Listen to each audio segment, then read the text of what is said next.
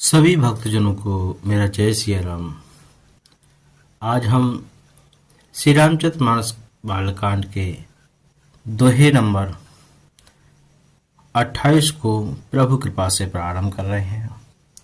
इसे सभी लोग भक्ति भाव से सुनिए और समझिए, क्योंकि बिना हरि की कथाओं के सुनने से हम सबका जीवन उद्देश्य पूर्ण नहीं हो सकता, क्योंकि उन्हीं की कृपा से हमें ये मानव तन प्राप्त है और उनके शरण में ही जाने से इस मानव तन के जीवन का उद्देश्य पूर्ण होगा।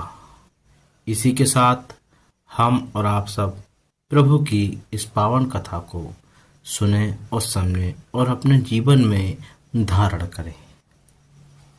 श्री राम जय राम, जय जय राम, सिया राम जय जय सिया राम। मंगल भवन अमंगल हारी, द्रवहु सुदशरथ अजिरि बिहारी। पहले हम आपको सभी चौपाइयां सुनाते हैं, उसके बाद इस 28 दोहे की सभी चौपाइयों का अर्थ भी समझाते हैं।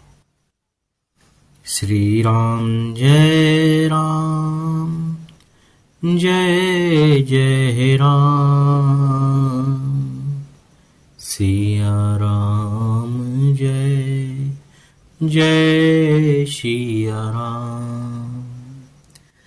सठ सेवक की प्रीत रुचि, राखें राम कृपालु, राखें राम कृपालु। उपल किए जल जान जही, सचिव सुमित कपि भालु, सचिव सुमित कपि भालु। श्री राम जय राम, जय जय राम, सीता राम जय सीता राम। हों कहावत सब कहत, राम सहित उपहास। साहिब सीता नाथ सो, सेवक तुलसीदास। श्री राम जय राम, जय जय राम, सीता राम जय सीता राम।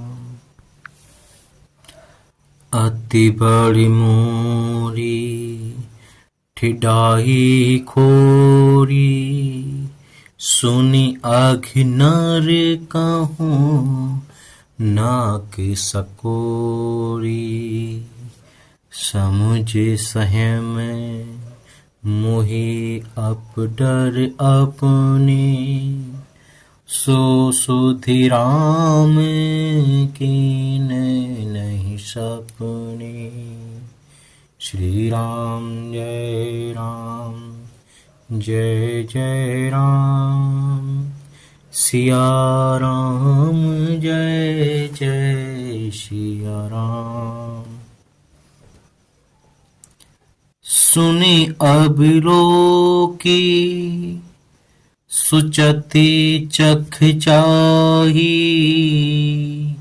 भगति मोरी मति स्वामी सराई, कहत न साई, होई यही अनीकी, रीझत राम जानी जन जी की। सिया राम जय जय सिया राम, जय सिया राम जय जय सिया राम। सीताराम जय सीताराम, सिया राम जय जय सिया राम। रहित ना प्रभु चित चूकी किए की, रहित ना प्रभु चित चूक किए की, करत सुरत सेवा रहिए की, करत सुरत सेवा रहिए की। जय अघबादेव ब्याद जिम बाली, फिर सुकंठ सोई कीन कुचाली। श्री राम जय राम जय जय राम, सिया राम जय जय सिया राम। सोई कर तूती विभीषण केरी, सपने हूँ सोना राम ही हेरी। सोई कर तूती विभीषण केरी, सपने हूँ सोना राम ही हेरी। ते भरताहि भेटत सन्माने, ते भरताहि भेटत सन्माने। राजसभा रघुवीर बखाने। श्री राम जय जय राम, सिया राम जय जय सिया राम। अब हम आप सभी को 27 दोहे के सभी चौपाइयों का अर्थ एक साथ शुरू की चौपाई से लेकर अंत तक की चौपाई का एक साथ समझाता हूँ। प्रभु गोस्वामी तुलसीदास जी बताते हैं, तथापि कृपालु श्री रामचंद्र जी मुझ दृष्ट सेवक की प्रीति और रुचि को अवश्य रखेंगे, क्योंकि जिन्होंने पत्थरों को जहाज और बंदरों को बुद्धिमान मंत्री बना दिया, वो क्या हमारी सुध नहीं लेंगे? अवश्य लेंगे। प्रभु गोस्वामी तुलसीदास जी कहते हैं, सब लोग मुझे श्री राम जी का सेवक कहते हैं और मैं भी बिना लज्जा संकोच के कहलाता हूँ। कहने वालों का विरोध नहीं करता। कृपालु श्री राम जी इस निंदा को सहते हैं कि श्री सीतानाथ जी जैसे स्वामी का तुलसीदास सा सेवक है। तुलसीदास जी खुद को उनका सेवक भी नहीं समझते। सोचते हैं कि जब लोग मुझे श्री रामचंद्र जी का सेवक कहते होंगे तो राम जी को कितना भद्दा लगता होगा। ये उनका बड़कपन है तुलसीदास जी का भी, पर वो एक मानव शरीर होने के नाते अपने अवगुणों को भी प्रभु के समझ रखते हैं। यह मेरी बहुत बड़ी ठिलाई और दोष है। मेरे पाप को सुनकर नरक ने भी नाक सिकोड़ ली, अर्थात नरक में भी मेरे लिए ठौर नहीं। प्रभु गोस्वामी तुलसीदास जी कहते हैं, और सच ही कहते हैं, कि इस कलयुग के सभी मनुष्य पापी है, बहुत बड़े पापी है, कि नरक भी उन पापियों को नहीं रख सकती। इस प्रकार के पापी इस कलयुग में मौजूद हैं। लेकिन यदि वो प्रभु राम जी का सच्चे दिल से स्मरण करें, उनका चिंतन करें, उनका अनुसरण करें, तो उनके जीवन में बदलाव हो जाए। प्रभु गोस्वामी तुलसीदास जी कहते हैं, यह समझकर मुझे अपने ही कल्पित डर से डर हो रहा है। किंतु भगवान श्री रामचंद्र जी ने तो स्वप्न में भी इस पर, मेरी इस ढिलाई पर, दोष पर ध्यान नहीं दिया।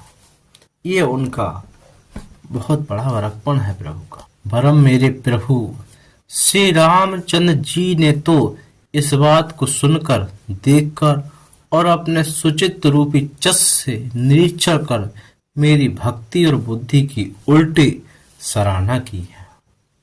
क्योंकि कहने में चाहे बिगड़ जाए, अर्थात मैं चाहे अपने आप को भगवान का सेवक कहलाता रहूं, परंतु हृदय में अच्छापन होना चाहिए।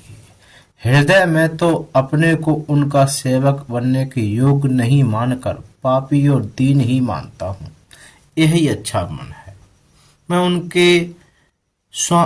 उनके दास होने का भी किरदार नहीं समझता खुद को, क्योंकि मैं कलयुग का पापी मनुष्य हूँ। श्री रामचंद्र जी भी दास के हृदय की अच्छी स्थिति को जानकर रीझ जाते हैं। प्रभु अपने भक्तों की हृदय के भावनाओं को देखते हैं और उन्हीं को देखकर वो रीझ जाते हैं। प्रभु के चित्त में अपने भक्तों की हुई भूल चूक याद नहीं रहती। प्रभु गोस्वामी तुलसीदास जी कहते हैं कि भगवान अपने भक्तों की भूलों को इतना याद नहीं रखते, जो भूल चूक होती है उन्हें भी भूल जाते हैं, वे उसे भूल जाते हैं। और हृदय की अच्छाई, नीकी, और जो भक्तों की हृदय की अच्छाई है, जो नीकी है, जो उनके, और प्रभु हृदय की अच्छाई नीकी को 100 बार याद करते हैं। जिस पाप के कारण उन्होंने बाली को व्याध की तरह मारा था, वैसी ही कुचाल फिर सुग्रीव ने चली।